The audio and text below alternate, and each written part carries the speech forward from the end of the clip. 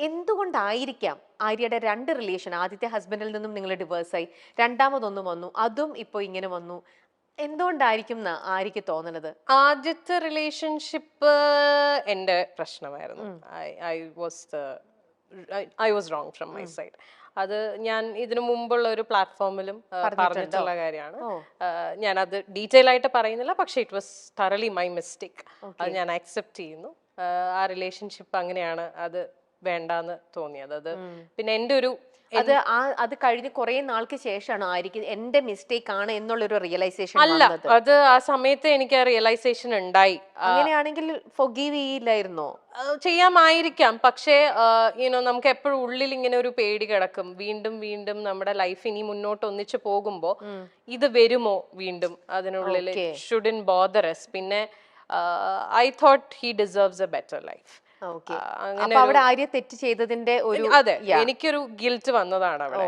അപ്പം I genuinely thought he should have a better life എന്നുള്ളത്. പിന്നെ he found his life partner also. ആളിപ്പം married ആണ്, happy ആയിട്ട് അവര് ഒന്നിച്ച് വർക്ക് ചെയ്യുന്ന ആൾക്കാരാണ്, ഹാപ്പി ആയിട്ട് പോകുന്നു. So that was meant to be. അങ്ങനെ വിശ്വസിക്കുന്ന ആളാണ് ഞാൻ. ശരിയാണ്, we have a beautiful girl child. അവൾക്ക് ഞങ്ങൾ രണ്ടുപേരും ഉണ്ട്. അവള് ഈ പറയുന്ന പോലെ വളരെ അണ്ടർസ്റ്റാൻഡിങ് ആയിട്ടുള്ള ഒരു കുട്ടിയാണ്. അച്ഛനും അമ്മയും ഞങ്ങൾ രണ്ടുപേരും ഒന്നിച്ച് തന്നെയാണ് അവളെ വളർത്തുന്നതും. അവളുടെ എല്ലാ കാര്യങ്ങളിലും ഞങ്ങളുടെ ഡിസിഷൻസ് എല്ലാം മ്യൂച്വൽ ആണ്. ആൻഡ് ഈക്വലി ആള് വരുമ്പോ, I mean whenever he wants to be with her, she goes to him. അല്ലാത്തപ്പം ഞാൻ ടേക്ക് കെയർ ചെയ്യണു. അങ്ങനെ ഒരു ഡിഫറൻഷിയേറ്റ്, അങ്ങനെ ഒരു പ്രശ്നമേ അവിടെ വരുന്നില്ല. അതാണ് ഫസ്റ്റ് റിലേഷൻഷിപ്പിൽ സംഭവിച്ചത്. സെക്കൻഡ് റിലേഷൻഷിപ്പ് ഈ പറഞ്ഞ പോലെ ചിലപ്പം ആദ്യത്തെ റിലേഷൻഷിപ്പിൽ ഉള്ള എന്താ പറയാ, അതിനുള്ള ശിക്ഷയായിട്ട് എനിക്ക് കിട്ടിയതായിരിക്കാം സെക്കൻഡ് റിലേഷൻഷിപ്പ്. ഈ പറഞ്ഞ പോലെ ഷിബ്ല പറഞ്ഞില്ലേ, ഞാൻ റിലേഷൻഷിപ്സിൽ 150% കൊടുക്കുന്ന ആളാണ്. ഞാൻ ഭയങ്കര ഇൻവെസ്റ്റഡ് ആയിട്ടുള്ള ഒരു റിലേഷൻഷിപ്പ് ആയിരുന്നു എൻ്റെ സെക്കൻഡ് റിലേഷൻഷിപ്പ്. എനിക്ക് അയാളെ genuinely from the bottom of my heart എനിക്ക് ഭയങ്കര ഇഷ്ടമായിരുന്നു. I knew he was not the perfect person and all. ആൾക്ക് ഫ്ലോസ് ഉണ്ടായിരുന്നു, ആൾക്ക് പാസ്റ്റ് ഉണ്ടായിരുന്നു, പക്ഷെ അതെല്ലാം ഓക്കെ ആയിട്ട് അങ്ങനെ തന്നെ അക്സെപ്റ്റ് ചെയ്ത ഒരാളായിരുന്നു ഞാൻ. But I never thought he would do this to me. പിന്നെ അതിന് ഞാൻ കുറ്റം പറയുന്നില്ല. മേ ബി ആൾക്ക് നമുക്ക് ഫസ്റ്റത്തെ ഒരു അടി പോലെ നമുക്ക് എക്സാക്ട്ലി അത് കിട്ടി, അങ്ങനെ ഞാൻ വിശ്വസിക്കുന്നു. അങ്ങനെ ആയിക്കോട്ടെ, നമ്മൾ അങ്ങനെ ഒന്ന് ചെയ്തുകൊണ്ട് നമുക്ക് മറ്റുള്ളവരെ ബ്ലെയിം ചെയ്യാനും പറ്റില്ല. ഞാൻ ബ്ലെയിം ചെയ്യുന്നില്ല. എനിക്ക് ആകപ്പാട് ആളുടെ അടുത്ത് ദേഷ്യം തോന്നിയ ഒരു കാര്യം എന്ന് പറഞ്ഞാൽ അക്സെപ്റ്റ് ചെയ്തില്ല. ലൈക്ക് വേറെ ഒരു ആളോടൊരു ഇഷ്ടം തോന്നി, അല്ലെങ്കിൽ ആ റിലേഷൻഷിപ്പിലേക്ക് പോയി എന്നുള്ളത് അത് ഓപ്പൺലി എന്നോട് പറഞ്ഞിരുന്നെങ്കിൽ നമ്മൾ സ്റ്റെപ്പ് ബാക്ക് ചെയ്യും. We would never force someone. നമുക്ക് ഒരാളെ ഫോഴ്സ് ചെയ്യാൻ പറ്റില്ലല്ലോ നമ്മളെ കൂടെ നിൽക്കൂ എന്നുള്ളത്.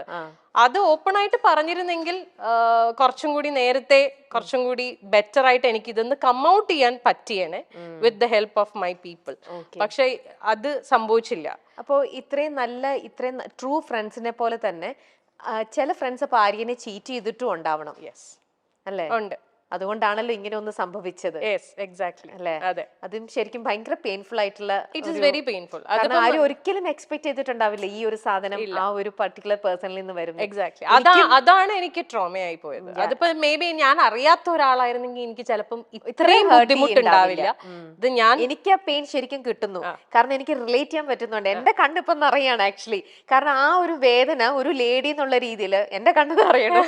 നമുക്കത് ശരിക്കും നമുക്കത് ഫീൽ ചെയ്യാൻ പറ്റുന്ന ഒരു കാര്യമാണ്. ആര്യ അത് യു വെന്റ് ത്രൂ ദാറ്റ്. ഭയങ്കര ഒരു ഭയങ്കര ആര്യ അത് എങ്ങനെ ഹാൻഡിൽ ചെയ്തു? Arya it was very difficult. ഞാൻ I fell on to a depression.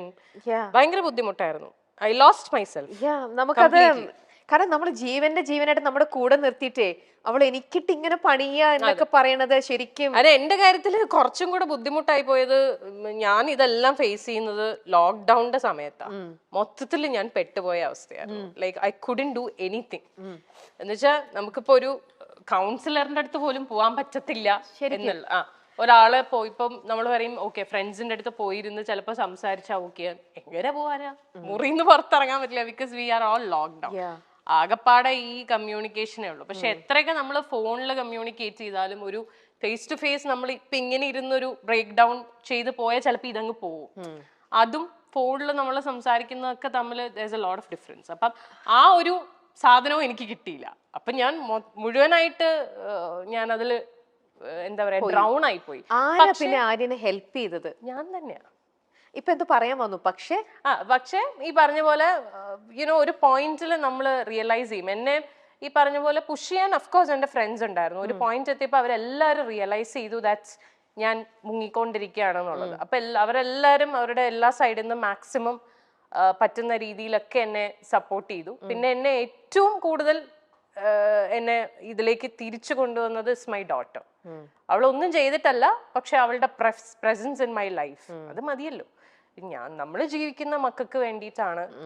നമ്മുടെ ഐ മീൻ എന്നെ സംബന്ധിച്ചിടത്തോളം ഷീസ് മൈ എവറിഥിങ്. ഞാൻ ഇപ്പൊ ജീവിക്കുന്നതും ഇപ്പൊ കഷ്ടപ്പെടുന്നതും ഒക്കെ അവളുടെ ഫ്യൂച്ചർ സെക്യൂർ ആക്കുക, അവളെ ഹാപ്പി ആയിട്ട് വെക്കുക.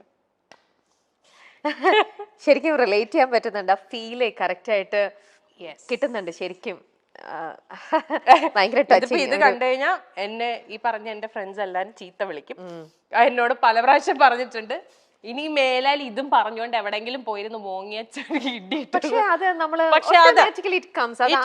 കാരണം നിങ്ങളുടെ കൂടെ ഒരു രീതിയിലും പിക്ചറിലുള്ള ആളായിരുന്നില്ല ഞാനൊരു പുറത്തുനിന്നുള്ള ഒരു ലേഡി എന്നുള്ള രീതിയിൽ ഇന്നിപ്പോ ആര്യനെ ഇത്രത്തോളം ഇൻ ആൻഡ് ഔട്ട് മനസ്സിലാക്കിയതിൽ നിന്നും എനിക്ക് ഇത്രത്തോളം ഹേർട്ട് ചെയ്യണം എന്നുണ്ടെങ്കിൽ, എന്റെ കണ്ണുകൾ നിറഞ്ഞ് ഇങ്ങനെ ഒഴുകണം എന്നുണ്ടെങ്കിൽ ആ ഒരു അത് അവർക്ക് ഞാൻ ഇങ്ങനെ ഇരുന്ന് കരയണത് കാണാനൊന്നും അവർക്ക് ഇഷ്ടമല്ല. അതുകൊണ്ടാണ് അവര് പറയുന്നത്, അല്ലാതെ വേറൊന്നും കൊണ്ടിട്ടല്ല. അവര് പറയണത് എന്തിനാ ഇങ്ങനെ ഇനി കരയില്ലേ എന്ന് പറയും. അത് അവരുടെ പോയിന്റ് ഓഫ് വ്യൂല് വളരെ അവർക്ക് അങ്ങനെ പറഞ്ഞ പോലെ ഈ ഞാൻ മറ്റേ ഇമോഷൻ ഉള്ളതുകൊണ്ട് ഇത് ട്രിഗറായി വരും. കഴിഞ്ഞു, പക്ഷെ എന്നാലും അത് ആര്യ എത്ര ടൈം എടുത്തിട്ടുണ്ടോ അതിന്ന് റിക്കവർ ചെയ്ത് ഇങ്ങനെ വരാനായിട്ട്? സെൽഫ് തന്നെയാണ് അത് കംപ്ലീറ്റ് വർക്ക് ചെയ്തത്. പിന്നെ ഞാൻ എന്താ ചെയ്ത വെച്ചാല് ഞാൻ I wanted to distract my mind completely. അങ്ങനെ ഞാൻ ഫുൾ എന്റെ കോൺസെൻട്രേഷൻ എന്റെ ബ്രാൻഡിലിട്ടു. കാഞ്ചീവരത്തില് ഒന്നും നോക്കിയില്ല, ബ്രാൻഡ് മാക്സിമം വർക്ക് ചെയ്ത് എനിക്ക് തോന്നുന്നു ആ ഒരു സമയത്താണ് ഞാൻ ആ ബ്രാൻഡിനെ ഒന്ന് ശരിക്കും പൊക്കി എടുത്ത് കൊണ്ടുവന്നത്. പിന്നെ അതില് എനിക്കൊരു സാറ്റിസ്ഫാക്ഷൻ, നമുക്ക് അതിലൊരു അഡിക്ഷൻ വരുമല്ലോ. Okay, when we see that okay something is working out good for us, പിന്നെ നമ്മൾ അതിലേക്കാവും ഫുള്ള്. വേറെ ഒന്നിലേക്കും നമുക്ക് പോവാനുള്ള ഒരു മൈൻഡ് വരില്ല. അപ്പൊ നമ്മുടെ കംപ്ലീറ്റ് ഫോക്കസ് അതില്ല. ബിക്കോസ് അതിൽ നിന്ന് എനിക്ക് വേണ്ടതെല്ലാം കിട്ടുന്നുണ്ട്. Satisfaction, happiness, peace of mind, everything. വേറെ ഒന്നും നോക്കില്ല. പിന്നെ തിരിഞ്ഞു നോട്ടം അങ്ങോട്ട് തിരിഞ്ഞു നോക്കുക വേണ്ട. ഞാൻ എപ്പോഴും പറയണ ഒരു കാര്യമാണ്, I am still very thankful to that person for one thing. ആളില്ലായിരുന്നെങ്കിൽ ചിലപ്പോൾ കാഞ്ചീവരം എന്ന് പറയുന്ന ബ്രാൻഡ് ഞാൻ സ്റ്റാർട്ട് ചെയ്യില്ലായിരുന്നു. ആ സമയത്ത് ആൾ എനിക്ക് തന്ന ഒരു ഇമോഷണൽ ആൻഡ് മോറൽ സപ്പോർട്ട് ഉണ്ട്. That is huge. കാരണം അതിന് ഞാൻ I will be for ever grateful. ഒരു നിമിത്തം അതെ, ചിലപ്പോൾ അതിന് വേണ്ടിയിട്ടായിരിക്കും അദ്ദേഹം ലൈഫിൽ വന്നിട്ടുണ്ടാവും. അത് വന്നു, ഇതിങ്ങനെ ആയി, അതങ്ങ് പോയി, നമ്മൾ കുറച്ച് കാര്യങ്ങൾ അതോടെ പഠിച്ചു. ആ ഒരു അതിൽ പഠിച്ചത് കൊണ്ട് നമ്മൾ ഇപ്പഴ കാഞ്ചീവരം കുറച്ചും കൂടെ അടിപൊളിയായിട്ട് എന്നുള്ള രീതിയിൽ ബോൾഡ് ആവുന്നു.